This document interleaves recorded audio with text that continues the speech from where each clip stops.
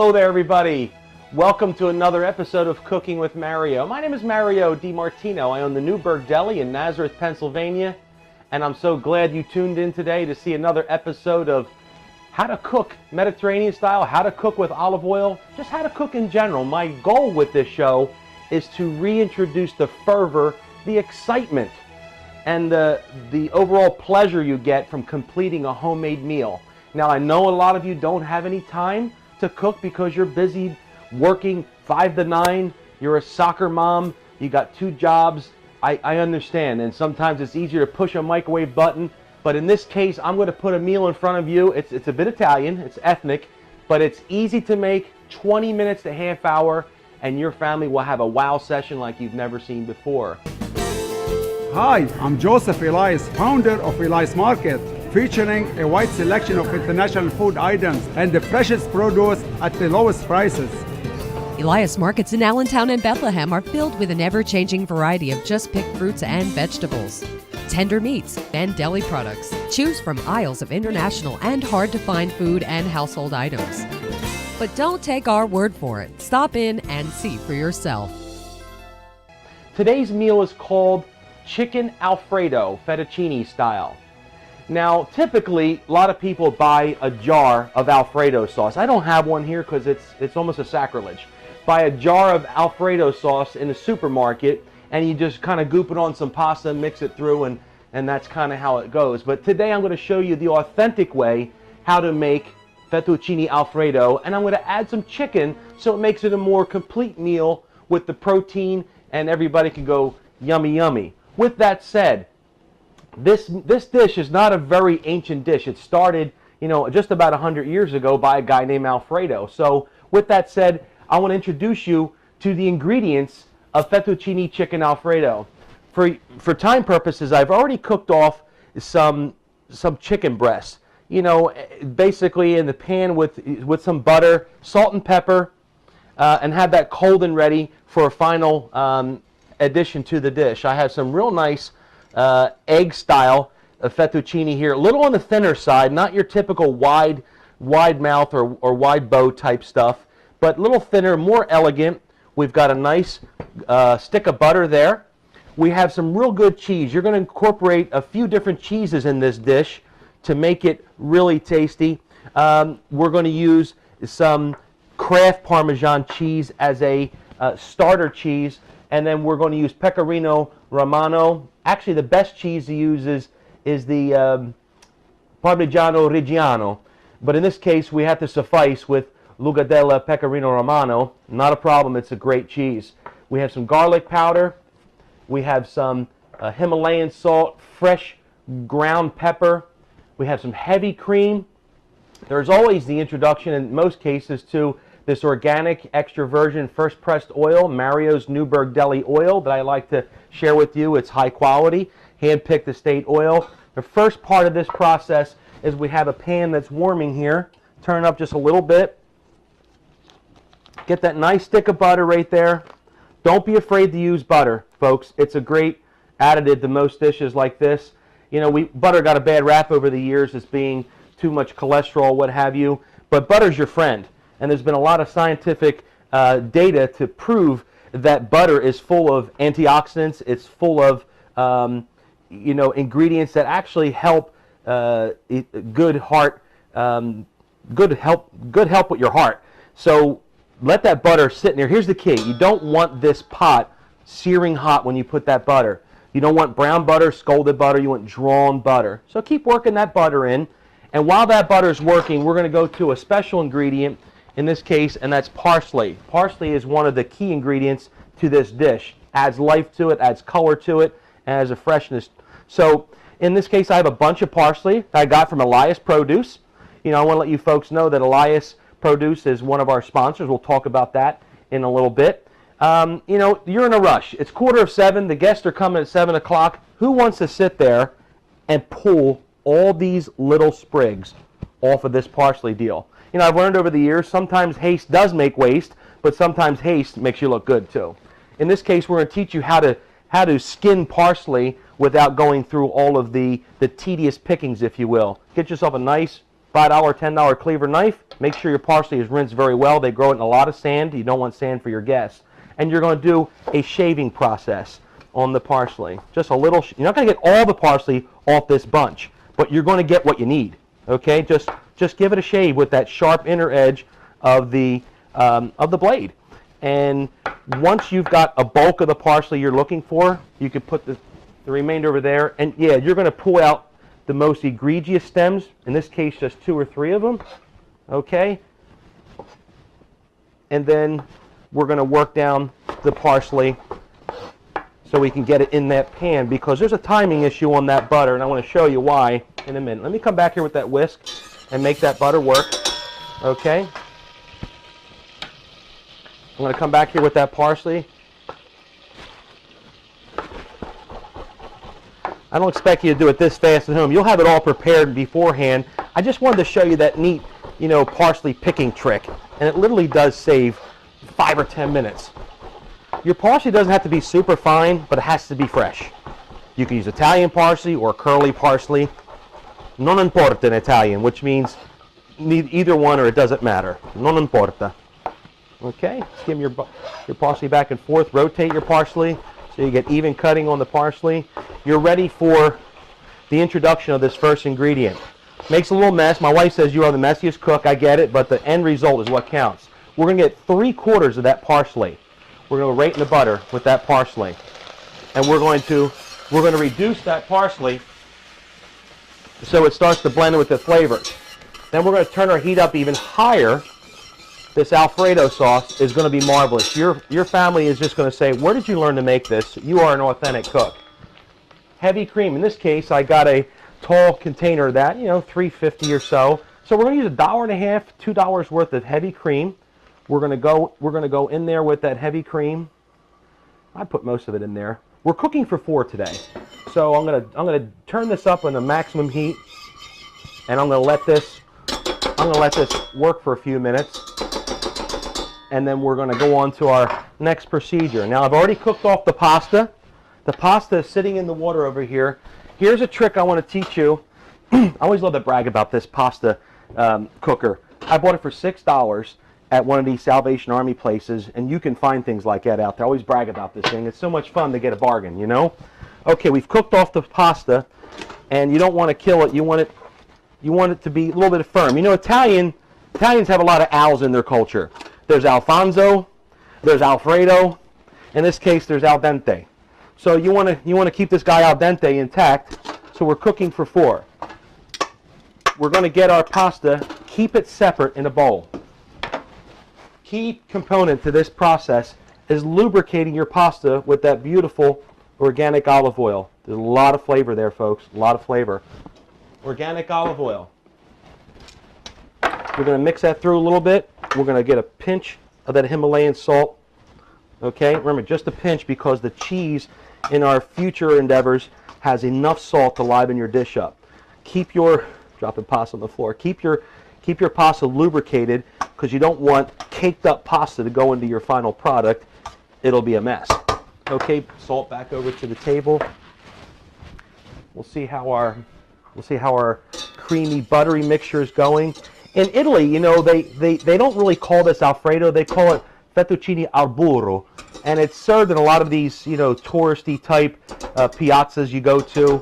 And this guy, Alfredo D'Alelio, his name was, 1914, actually invented this dish, and it became, very popular. So give credit to this fellow. His name is Alfredo. So as we let that cream reduce a little bit, we're going to get our chicken.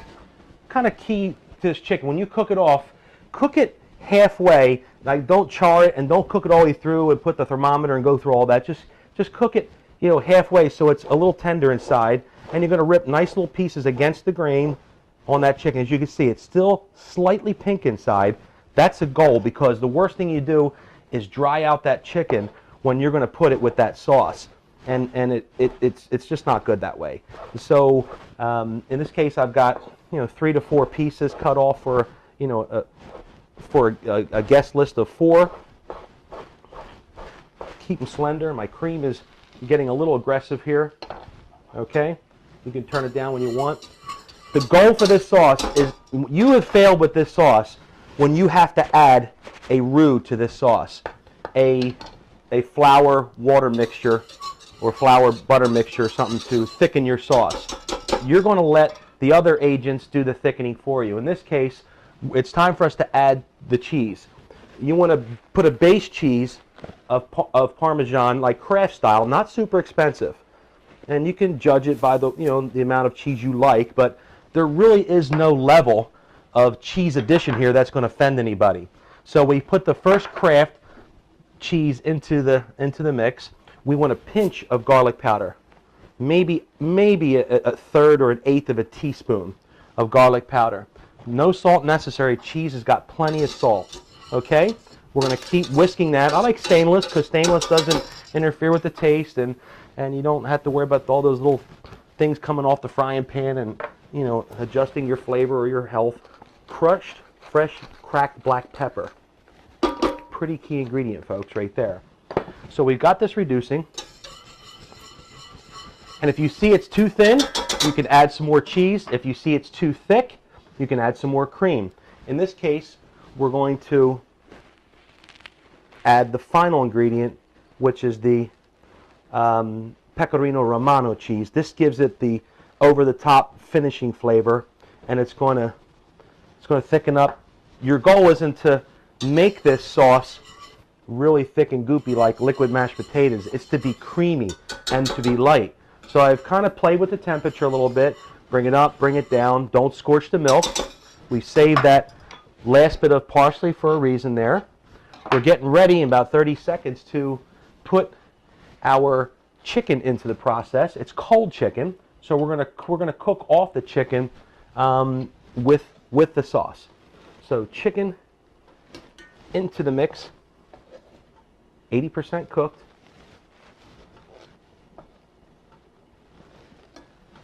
A cold chicken might bring it down just a little bit, so be patient with it. In this case, you can whisk it around slightly.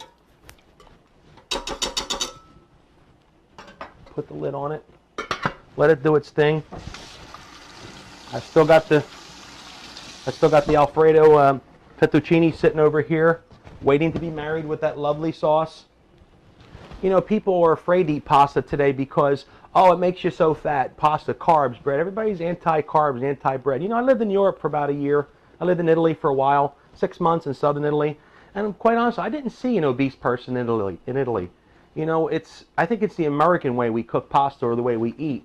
You want to keep it al dente, because if it's al dente, it means less starch and less starchy water was expelled from the pasta, and that's the stuff that sticks to your ribs, if you will. So if you keep it al dente, it sort of flows through you, and you don't get that residual starchy effect in your cell makeup.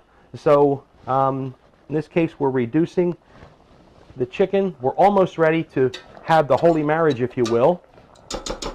It's boiling away, as you can see. We're just about ready here. I want to thank our sponsor for making this whole episode possible. And our sponsor today for this episode is Elias Market. And Elias Market has two convenient locations in the Lehigh Valley. One on Tillman Street in Allentown, the other one on Linden Street in Bethlehem. They've been in business, I guess about 30 years now.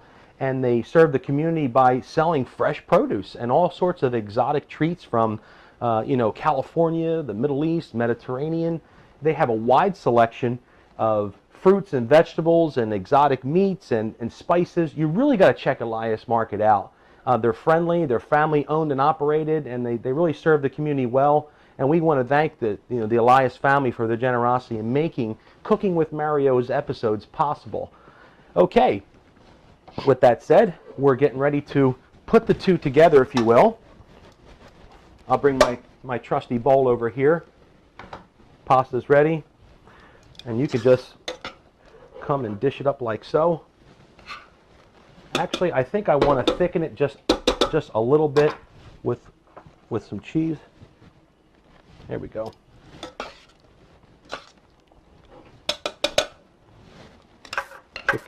Chicken Alfredo.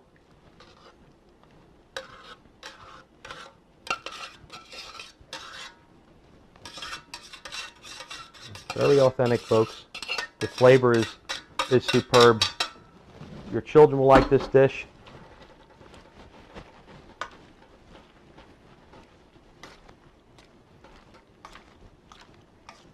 This is a favorite in our house. You know, we make this at least twice a month, you know, something like this. Now remember, when you first serve it, it's going to be a little on the liquidy side, but it's going to tighten up as it gets closer to the table. Give it about 3 minutes, and she'll tighten up on you. In this case, I'm going to do a single serving.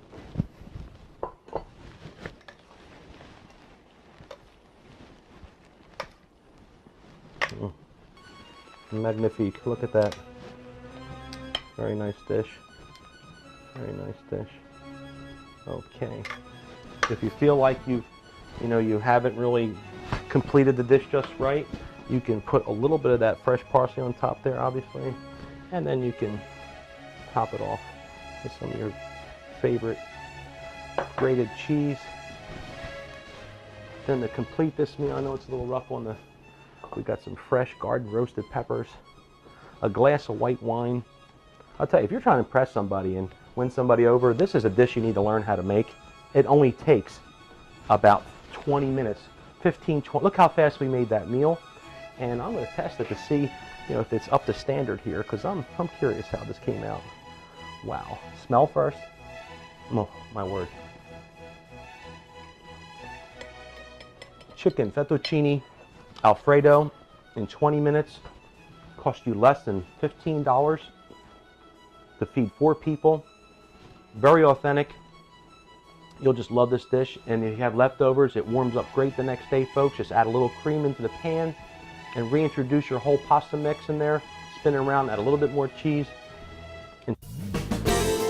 Hi, I'm Joseph Elias, founder of Elias Market, featuring a wide selection of international food items and the freshest produce at the lowest prices. Elias Markets in Allentown and Bethlehem are filled with an ever-changing variety of just-picked fruits and vegetables, tender meats, and deli products. Choose from aisles of international and hard-to-find food and household items. But don't take our word for it. Stop in and see for yourself. IRS problems? Corvino and Verwise, local specialists in tax controversies, has your solution. Save time and money. Never talk to the IRS again. Call today for a free consultation.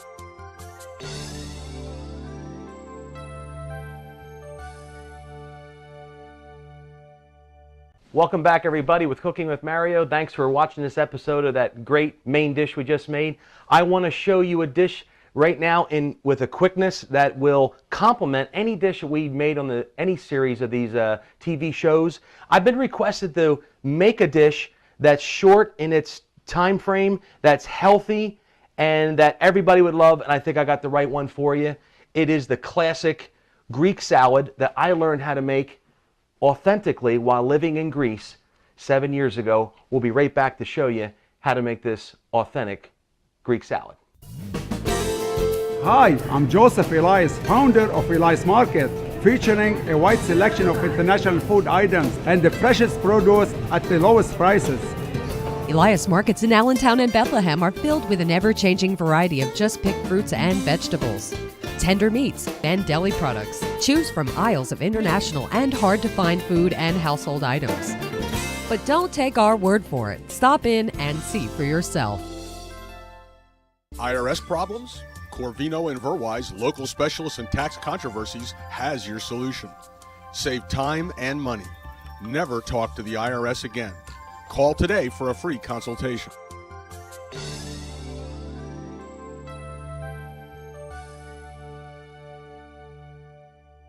Okay, back, folks. We're going to show you today how to make a good salad. Everyone knows a salad's good for you, but the Greeks, centuries ago, mastered the artistry of salad. You know, in America, we predominantly think that salads consist of lettuce and all sorts of, green leafy vegetables, and rightly so. But in Greece, they don't really use lettuce in salads. So I'm going to make for you an authentic Greek salad that I learned while living in Greece 7-8 years ago with my family. You know, we were studying the olive oil industry, trying to import, export, learning the terminologies of that industry, and every day we would go out and try to eat at these places that we couldn't speak the language, which was very unique.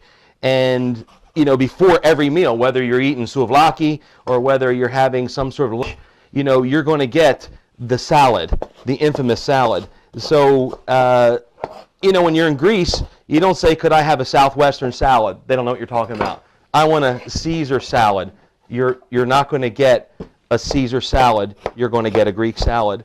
So it consists of real simple ingredients. You see a lot of variations of Greek salad, on the internet and certain chain stores. They have their twist on a Greek salad, but here's really how the vast majority of people in Athens and down the Peloponnesian region make their salad. We first start out with some beautiful red onion.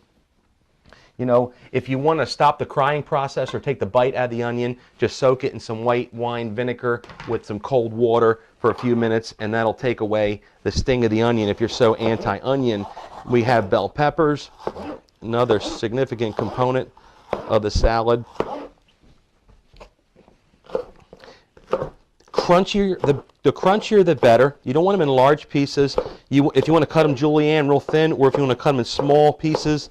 I don't think it's really a good idea to have a ice cube sized piece of bell pepper that you're gonna give to a guest on a dinner table. It's going to be uncomfortable for them to chow it down, if you will. So just small bite-sized pieces. Irregular's fine with that bell pepper factor, and I think that's enough right now. We're cooking for 1 or 2 on this salad here.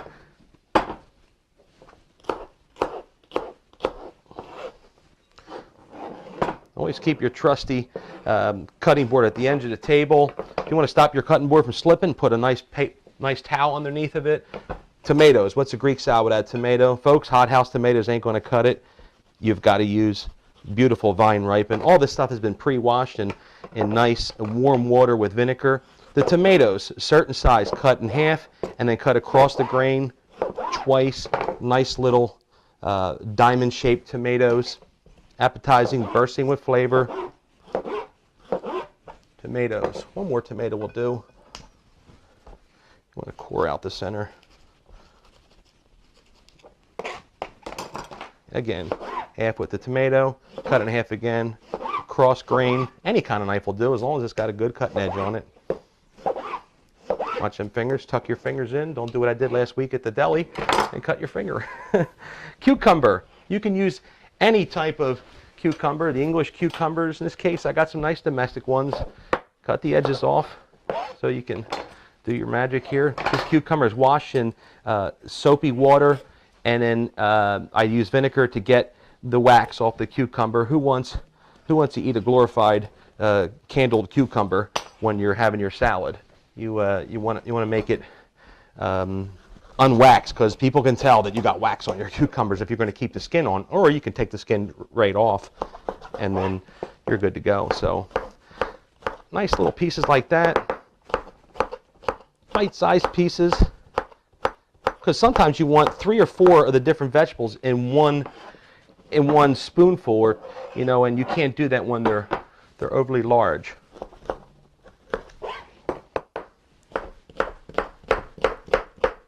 Quicker on this, because remember, this is like a side dish, but as far as the salad is concerned, this one here has everything you're looking for from a mother's nutrition perspective. You've got the roughage from the produce, which is great for digestion. You've got the onions cleaning your blood. You've got this gorgeous feta cheese we're about to incorporate. You've got the monounsaturated oil. By the way, this isn't really Italian olive oil. This is authentic Kalamata oil, which comes from the Kalamata district of Greece.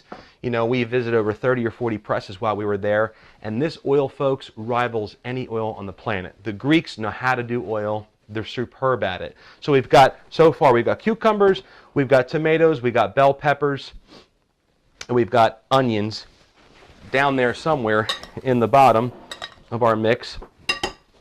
A couple secret ingredients. Not too much spice in this. No garlic. Greeks don't do garlic on this at all. So I know you're a big fan of that maybe, but it's too overpowering. But you want to use key ingredient, oregano. If you can find fresh oregano, that's great. Get your stalks, and then to pull this off, don't go with the stalk, go against it, and look how it just strips off and you've got a twig left. It's kind of what you're looking to do. Not a lot of oregano on the fresh because it's a little powerful, but just enough to give it that herbally hint to it. And you can kind of bring it to the edge of your painter's palette. You know, the Greeks, it's an awesome culture. You know, it's a hard language to learn. You know, I learned how to say, how you doing, tikanate, you know, and kala is good. And parakalo, it's something they use a lot in that language. Kalimera, kalispera, kalimikta, beautiful culture, hardy people. They love to eat, they love to socialize, and they're superb at desserts and all kinds of stuff. So we're getting ready to, you know, finalize a little bit of dry oregano in there. A little bit of sea salt, cracked pepper. Look what I got for $2 at the supermarket. You don't have to be rich to be a great cook, folks. Kalamata oil. There's no vinegar in a Greek salad. No vinegar in a Greek salad. Just lots of beautiful oil and lots of seasoning. And we're going to mix those two products together. Let me get that out of the way real quick. Those two products together. All these lovely flavors. You've got your antioxidants in there. You've got your bouquet of colors in there. We're almost ready to plate up on that. Let me pick a nice bowl for you. This seems to be a great bowl. Individual serving. 6 hours south of the Peloponnesian district. Athens is a Peloponnesian district. Gorgeous place. We lived in a little place called Gargaliani. It was a village. We just loved it there. The kids were young. They didn't really remember much, but still, it was a gorgeous experience. Here's that very fresh feta you're looking for to top off your dish. I'm going to bring it over. Just place the cubes gingerly on the dish. Folks, we're getting ready to finalize this dish with some beautiful fresh Kalamata olives. Get the original ones. They're in a brine. They're in a little bit of a vinegar brine, and they're pitted. Watch your people with pits. Back to the finality. A little bit of oregano. Top it with salt.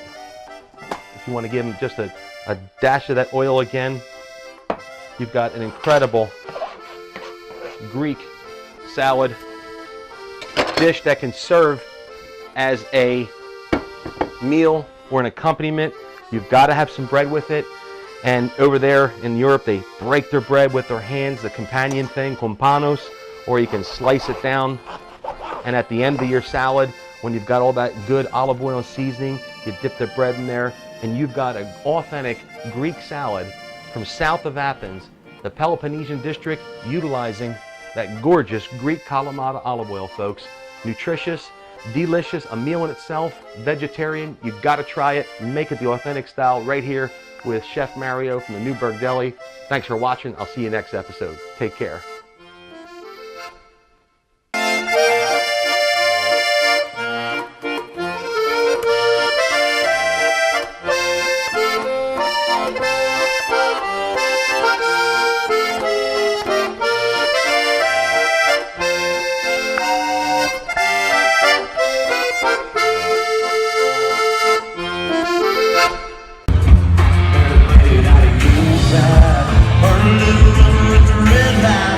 Win 2 free tickets for Jason Aldean, the We Were Here Tour 2016 at the PPL Center on May 6th. Go to 2freeticketslv.com and register to win today.